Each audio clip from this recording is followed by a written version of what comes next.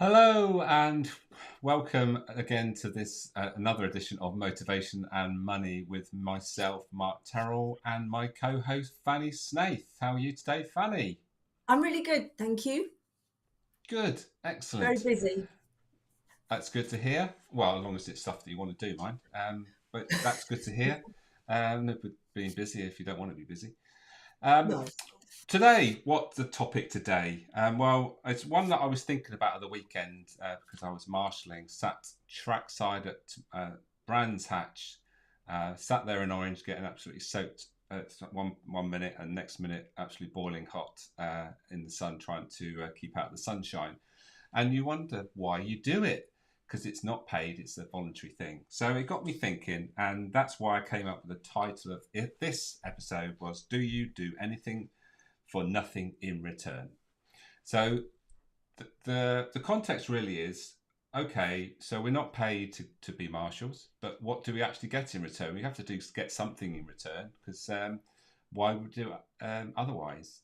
And I came to two conclusions. One was that it was about belonging, so being part of the what they call the Orange Army, and the sort of things that go with it was one thing. I think that a lot of the marshals turn up because of that, and they check in and meet up with the same sort of crowd at each event, and that's good for our soul.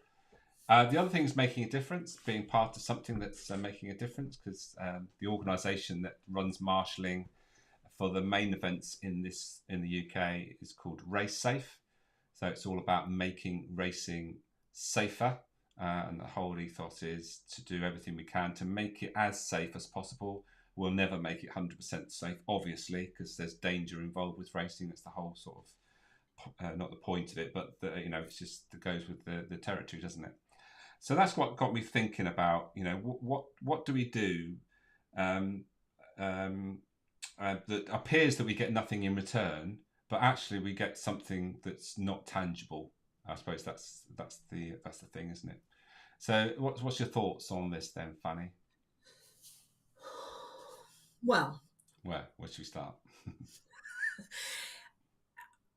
I understand where you're looking at it from, Mm-hmm. but when I saw the title of our discussion today, um, the first thing it the first thing that came to mind Mm-hmm. was a book called The Soul of Money by Lynn Twist. And right at the beginning, she talks about the Ashwa people deep in the Amazon. This is going back quite a number of years yet, Mm-hmm. where they only had one currency, which was reciprocity. I find that word very difficult to say. It's So difficult. reciprocity is their only social currency. Right. Yeah. So they know nothing about money. They've never encountered money. They didn't even know what money was. They do now, obviously, Mm-hmm. because she tells in the story how they become to start having a relationship with money. So what that means is that you go and you do something for somebody else for no gain, no personal gain whatsoever, which is difficult because I don't is that can you do that? Mm. Right, is that actually possible? So you when you look at your story of Silverstone, I mean, I think it's very easy to see that you're not going to go unless you're a motorbike fan, Mm-hmm. right? And I'm guessing you get a free ticket. Well, you have to, yeah, got to get in to get obviously do it. Yeah. Yeah, so Yeah. you don't have to pay the entrance fee, you don't have Right. to pay the gate fee, right? So you get a Yeah. free ticket, so Yeah. you aren't doing it. Do you know what I mean? And you get so much back because there's a fair exchange to a certain extent, even though it doesn't involve monetary Yeah. reward. We get breakfast in the morning as well. So look, right, you're getting loads and they're getting loads. Okay. So I don't even think that that can be classed as do you give anything for nothing? Because I think what we're looking here, defining nothing in return, that can't be nothing in return, can it? Can it? No. Well, I was thinking in terms of monetary reward, obviously. but there's other things that we have to take into account. That it's not all about being rewarded in money, is it? And obviously that's where it comes in. What comes in with You regards to said in the title, for anything in return, for anything in nothing return. in return, Exactly. right? I You know. didn't say for no money. No. That's different. Exactly. Because when you start thinking about doing nothing in return, if you start thinking about, so one of the other things that brought, because that was the first thing that came to mind. So this Ashwar group of people who literally, if Bill and Sally wanted to get married Hmm. and they needed a house, they'd all go and pitch in and buy him a house. Yeah. And then when Thomas goes out and kills a boar, all the village would eat it, and there wouldn't ever be a case of, well, Bill caught the ball and they built the house. There was never any in that. All they did all the time was Hmm. just give to other people when people needed it. And if nobody needed anything, then they didn't give anything. Yeah. But both, Right. well, I suppose on that basis, then if you help enough people, then they'll help you in return at some point. But with no proviso that it's definitely going to happen. Well, it's expected that if Hmm. you need help, you will get it. And Yeah. if somebody needs help, you will give it. And wouldn't that just be the most amazing thing? Yeah. Where that's the phrase, where reciprocity is the social currency. Yeah. It's a form Right. of barter in some ways, isn't it? Although it's not like a barter Well, yeah, in an immediate. but you link it to martyr, but you link it to sort of something where we have to, yeah. I mean, I suppose so, bartering. But again, yeah, I suppose so. But there's no barter. No, actually, no. I'm going to stand my ground here. No, it's not like Oh, barter. barter, no. Okay. It's not like barter because it's a much, much higher perspective than that. It's a higher level barter. I think yeah. Well, it's a barter with spirit, isn't it? Mm. It's just a knowing that you trust, live and trust that whatever is going on behind you will be done for you, with you, to you, or for the greater good. Yeah. Isn't that amazing? Yeah. Yeah. So that was the first thing I thought about. And then I started thinking, going back to my Dr. John D. Martini days, where he talks a lot about equanimity and all that kind of stuff. And he has a little section where he talks about nature's fair exchange. So again, we're talking about a global exchange. So you can't give without receiving. So you can't give something without somebody getting something. Hmm. So therefore they're receiving it. And so therefore somebody else, so there's this fair exchange that has to happen. So I think if you go back to the actual question, Yeah. we have to define nothing in return. And in fact, are we even able to take that concept on board? Well, it's not a concept if you think about it, because the way I've wrote it, and it's obviously it's the way you read it. Do you do anything for nothing in return, or Yeah. do you do anything for nothing in return? Do I Do, do do you anything? do anything for nothing in return? I mean, it's a question, but actually, it's almost a statement in some ways. Yeah. So I volunteer. Hmm. I volunteer. I'm a mentor for a young person. So I don't get anything physically in return. I don't claim my expenses or anything No. like that. I could, but I don't claim my expenses. Do I do that for nothing in return? No. I do it because I get joy from spending time with this young person and seeing them develop and grow. Hmm. So I don't do it for nothing in return. If I was, I don't know,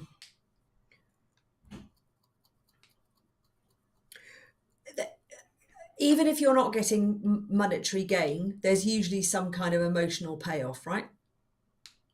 Well, that's the whole point of this, really. I suppose we're talking about, do we do ever do anything for nothing in return? Because there's always something that comes back to us, whether it's immediate or sometime in the future. And the interesting thing is when people say that someone has acted selflessly. Does anybody ever act selflessly? Because can they possibly do it selflessly? Because they need, do you ever do anything without something that you're getting back?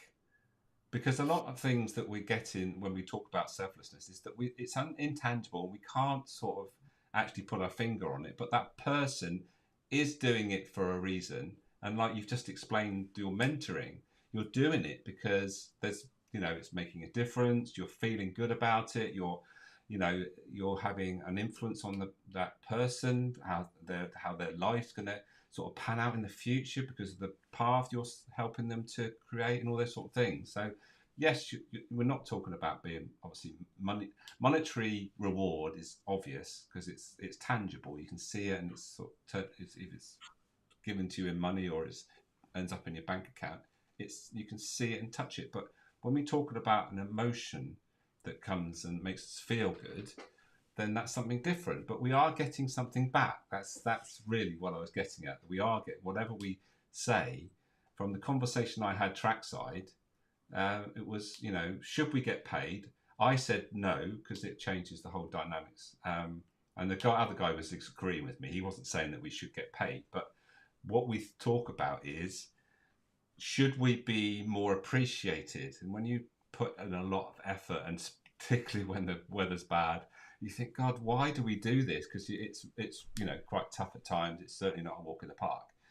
And there's certain things you think, oh, they could look after us a bit better. The shower blocks could be like permanent as opposed to temporary ones that they wheel in, and sometimes they don't work very well. And it'd be nice to get there and rely on a nice shower. That would make all the difference, but it never happens.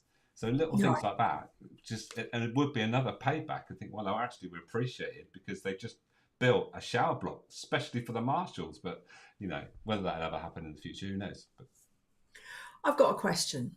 mhm. Why do we do this? That's a very good question. Yes, because I'm sure you get asked the question, and I do as well. I do it because hopefully we're giving some value. People, we do get some feedback, and I definitely get some people saying, "Oh, I enjoy when I can to join you live and also catch your replay." And what you talk about is really interesting. So hopefully, most people are getting some value, and then obviously they would be tuning in otherwise. So we are getting something in return, and I suppose that's making a difference, sharing an expertise. What do you think? Yeah, I mean, yeah, absolutely. I mean, first of all, I really enjoy it, and I think I like it's. I mean, like to have a discussion where other people can join in should they want to, or see it afterwards. I think that's great fun. I enjoy talking to you. It's really it's a nice time out of my day. It's all there's lots of things. So, what then is the definition of giving something for nothing in return? What is that? Well, I suppose it is being selfless, but I question whether it's actually possible to be selfless. Exactly. I don't know whether it is. You don't think it is that? I don't think No, it's possible. I don't not to think get it's. anything I back. don't. No, that's right, exactly. I don't As think human it's. beings, there has to be something in it for us Yeah. in some way. And then, with my I work mean, with motivation, and I mean, sometimes at the moment, I seem to come across, high drive for security, predictability. So how say do you that one more time. What was that phrase? high drive for security and stability? Oh, yeah, You okay. don't, yeah. Got it. Yeah. So then the question is then, so how do you make someone feel that they have security and stability in their work? And that is about communication. It's about how they feel about the business. Is it stable, secure? Is it going to be? It has got some longevity and all that sort of stuff. And so this is very much about a feeling. If I come to work and I do a work, if I want to feel secure, how do you make that that feeling? How do you make me feel secure? Well, that's about information. Let me know that the business is doing well, and that we've got customers we've got a stream of customers who are paying us, and there's no problem with cash flow and all those sort of things. So it's about creating that environment. We go back to our discussion from last week about environment again. So,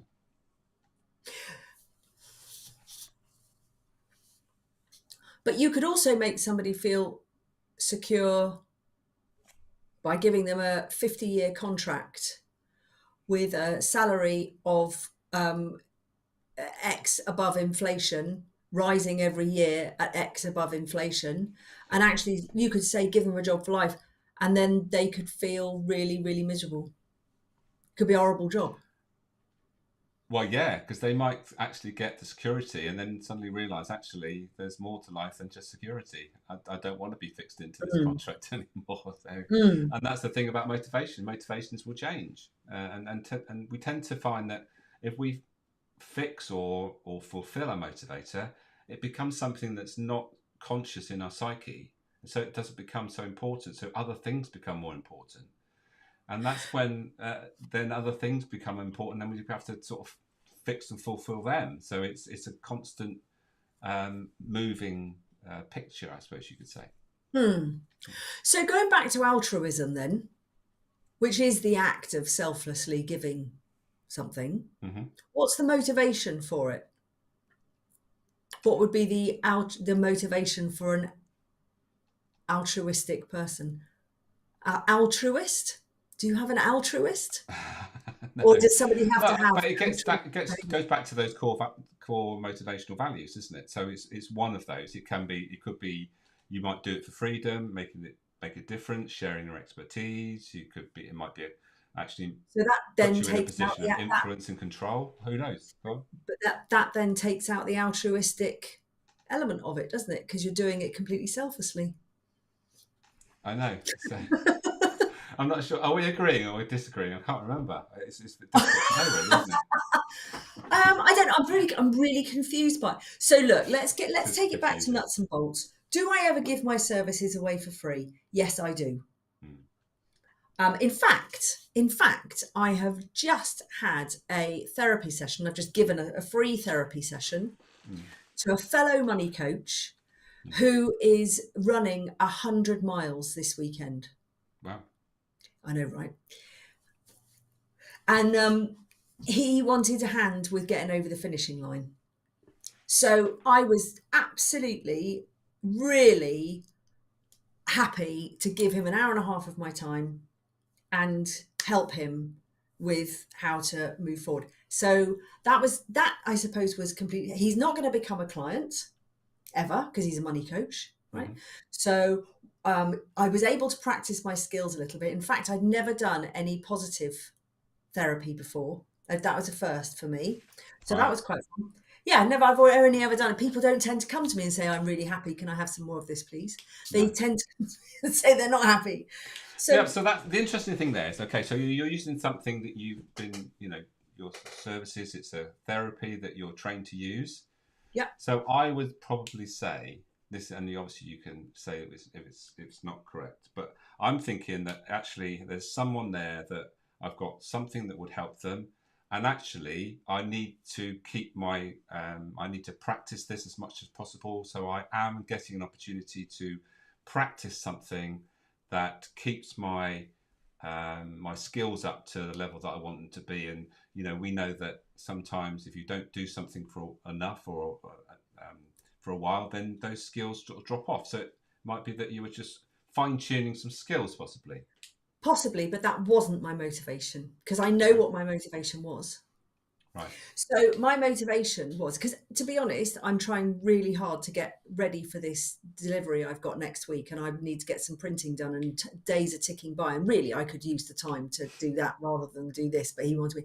Do you know what I would like? My motivation is, yeah. I would like him to come back after the weekend and said, "This was the result, whatever that was, but your therapy really helped." So actually, it's the star motivator.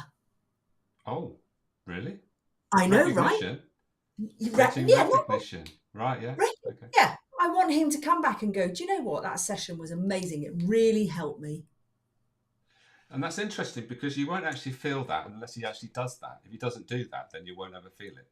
Whereas Yeah. motivation, like making a difference, you might feel straight away because you can see that he's actually achieved it. So that's Yeah. interesting. I wouldn't have linked it to the star And motivator. well, and also, I suppose even after the session today, I know that I sparked all sorts of things like, oh my God, I've got to think about this. I need to think about this and all this, So I know that it's been useful already, but for him to be able to then carry that forward and actually use it as part of his performance at the weekend Hmm. would be amazing. I mean, let's face it, if he's my age, he's going to run 100 miles. I mean, apart from the guy being What are you saying that you completely, would?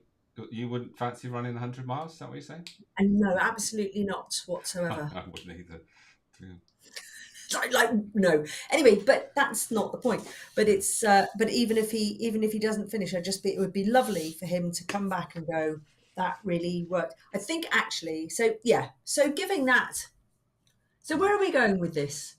We've gone a little Well, bit off. I mean, the question is, do we do anything for nothing in return? I think we're sort of No, agreeing that we never do really. There's always no, something in it for us, isn't there? no. Oh, that wasn't bad. It's 1:20. We can go now. Yeah. I'm Who joking. wraps it up? So let's think about what about okay, let's go a bit woo-woo on it, shall we? Go on. So when Dr. John D. Martini speaks about these things, where let's say you did something selflessly, as selflessly as you can, and wasn't like a fair exchange, he would say, I think, that even if it wasn't in your realm, something would happen somewhere else in order to put it back on the equal lines. Okay, right, yeah, that's that universe thing, yeah. Yeah, which I think is quite Right, interesting, yeah, which is quite fun. So that's because we're always going, well, you know, what if one thing happens here, something's got to happen somewhere else to sort of like, if a good thing happens here, a bad thing happens here, and if a bad thing happens here, a good thing's got to happen here. But they might be continents apart. right, yeah. I'm not sure if they'd be galaxies apart. I haven't quite gone Doesn't that matter deep. though. But isn't that a great way to think about things, though, isn't it? You think, well, if I So do good here, then there's going to be a ripple of goodness that will, it's going to sort of ripple out from here. And, yeah, that's a great way of thinking about, it might not be recognised in this moment, but, hopefully it might be like a flapping wings of a moth that, it sort of well, the butterfly effect is also there as butterfly, well. yeah, that sort of reaches around the worth, the But earth, the world, you or know what? yeah, This book, right? That book. the soul of money, which you mentioned a while ago. Yeah. I've mentioned it a number of times. Mhm. I'm also connected with Lynn on LinkedIn. I'm sure she has no idea who I am. The whole of this book is about her. She's a fundraiser. Mhm. Um, so Lynn Twist, this is going back years. So she's obviously raised a lot more. Lynn Twist is a global activist and fundraiser who's raised more than 150 million in individual contributions for charitable causes. There are some fantastic stories in this book about people giving, supposedly, and who are the most charitable people. It tends to be money, but it's not. But it isn't always. So she starts off with the Ashwa group of people in the Amazon who talk about the social currency, which is their reciprocity. Reciprocity. What kind of a word is that? Then she tells a fantastic story about this guy. She's trying to, and she tends to get money from individuals rather than companies, or she used to. And she went to visit this guy, and she asked him for money to give to the Hunger Project. That's what she used to collect to get money for. And there was a story around him where he basically didn't do something, or he didn't give the money. And then a while later, she received a huge fat check in the post from him, which she knew straight away was a guilt check. It was like, oh my God, I've done something awful, therefore I'm going to do this. And you know what she did with it, which I Mhm. thought was fantastic? She sent it back. Wow. Okay. She sent What? it back and went, I don't want your money. I Right. thought, love that. And then there was another story where she went out to visit Mother Teresa. And when she got there, Mother Teresa wasn't there. So they basically put about 4 babies in her arms and went, here, sort these out. Mm. And later on, she managed to have a chat with Mother Teresa. She went and they were just sitting in a corridor having a little chat. And these 2 Indian people barged in, full sari, the lady, and all this kind of stuff. And she describes them in quite a lot of detail. And so it gives you a picture of very rich Indian people, a lot of money. And basically they had given a donation and they wanted to meet Mother Teresa. like this. And so she sort of went high and all that sort of thing. And then as they were leaving, they basically said, well, they hadn't got a photograph. So it was a really uncomfortable moment where they're almost crushing Mother Teresa. And Lynn Twist is taking the photograph of the three of them, so that they can have it framed and put on their wall, because aren't they good people for giving money away for nothing? Mm-hmm. Right? But obviously it just so isn't, right? It just so isn't given Yeah. away for nothing. But this book, if you want to sort of explore those kind of things, like fair exchange and just how your thoughts, your own individual thoughts about nature's fair exchange, any kind of exchange, fair or unfair exchange, and how it then goes straight into your soul as to who you are as a character, how you are as a person. I think it's a really useful read. It's all very interesting, and what came to mind there was what makes me laugh sometimes as I see people, that pay it forward thing, where Oh when my you're God. in Have you the seen the queue, film? huh? Have you seen the film? No. But what I Oh, was going to say was that when people say, "Oh, when you're in the queue ahead of somebody, then pay for somebody's, like you for instance, I mean, I'm not going to encourage people to go to McDonald's and pay for people in McDonald's, but just for instance, so you're in the queue, so you're in the drive-through, and you get to the thing, and you pay, and you get, and then you say, "I want to pay for the people behind," and then what they do, and paying it forward, great. But then what they go and then post it on social yeah, media yeah, to say that they've done it. You think, well, I'm sure that's not the point. Why would you want to go and shout about how great you've been to pay somebody? And it sort of defeats the point, doesn't it? yeah, It's not for yeah, that. It's for you to think, for your own personal thing. I've just done that. I'm not going to tell anybody else. I've just paid for their meal, and when they yeah. get there, they're going to be really surprised. But I'll be long gone, and we'll let them wonder who I am and what. But when people do it and then they think, oh, this would be a great social media post because I Aren't they paid for the great? stuff. I think Well, you think. there's your star. There's your star Well, motivator, right? yeah, you're right. Yeah, that is. It's just doing something for recognition. Say, I deserve the recognition because I've done so good today. Yeah. I know one thing which might be good. So I have a habit of, when I think something about somebody in a nice way, obviously, I like to tell them. Mhm. So I embarrass my daughters terribly when I go into a shop, and let's say somebody's really good in a shop. I will then say, "Is your manager around?" And I will go and tell them Yeah. how good they've been.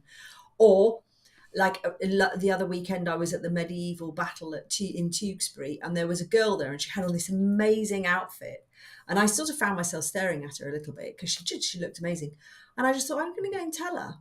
So I just went. I just want to say, your outfit. You just look absolutely amazing in that outfit.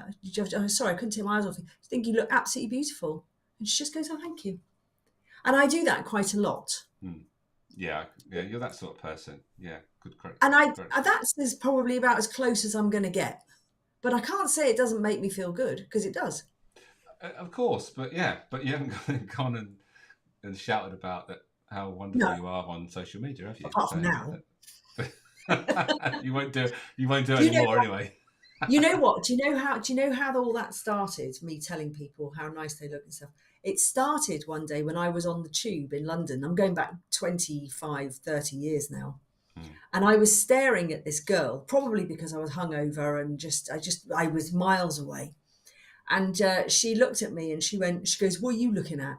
Like this, because I was staring at her. Now, my usual response would be, which I was taught a phrase which I think is absolutely brilliant, was, "I don't know, I haven't got my animal book with me." However, I decided not to say that. And because it was true what I said to her, I said to her, "I was sorry, I'm looking at you because I think you're incredibly beautiful. You've got such a beautiful face." Mm. Like this. And she didn't really know what, she sort of went, "Oh," like that. And that's sort of when it started. But my line up until I go, "Don't know, I haven't got my animal book with me." So you have these lines, don't you? Which Like Well, sometimes, you taught these things, these un-PC things to do at school, aren't you? It takes a while for you to take off, but I ditched that. I ditched that one. I did have, one of Neil's friends had a good one. When she got chatted up in a nightclub by somebody. She was a very good-looking woman. I didn't ever know her. Somebody would come up and say something to her that wasn't quite appropriate, and she would just look. She goes, "Look at you and look at me." It's like, right. Anyway, Okay. back to the thing. But anyway, I think today's discussion yeah, couldn't be more this. Absolutely, yeah, spot on. And obviously, the answer is that there's always something in it for us, even if it appears that we've done something for nothing. There is something that comes back, whether it's just about making us feel a bit better. But I think it's important to connect to what it is, and once you can do that, then it's a bit of bit to do with gratitude and all that sort of stuff as well. I think if you can connect to what you're grateful for, and and it all links together. I think to close, which is really important, because there was a small sense of not being very good, that we shouldn't expect something back. Whereas actually the real question is why shouldn't we? Yeah, absolutely. That's my point, really, to be honest. It has to be a two-way street. And if it's local to the event that you're doing, great. Yeah. If it has to be over the global wider universe, which I think is sort of, then fine too. But I think there has to be that natural fair exchange somewhere. Yeah. It has to exist. Absolutely. I 100% agree with you. And it's been great conversation. Thanks again, Fanny, for because I come up with these topics and you embrace them, and it's brilliant. I always enjoy them. So if you've been watching this, we're sorry that we're not interacting with any of your comments, although it says there use comments to join with the conversation. We're not able to see your comments. I'm not. So if you made any comments, we will chase up and obviously comment on your comments after we finish. But it's one of those technical things. It doesn't come up on my screen. I don't know whether you're seeing anything, Fanny, but anybody I've noticed that people are showing up. That's good. So hopefully you got some value from it. And obviously, any thoughts about it, then please let us know, and we'll get back to you. And we all appreciate any sort of interaction with the show. And if you've got any topics that you want us to discuss, then again, that'd be great. We'll do our best to do it justice. So anyway, thank you, Fanny. Really enjoyed it. It was great. We will be back soon for another episode. But until then, we will say cheerio. Have a great day.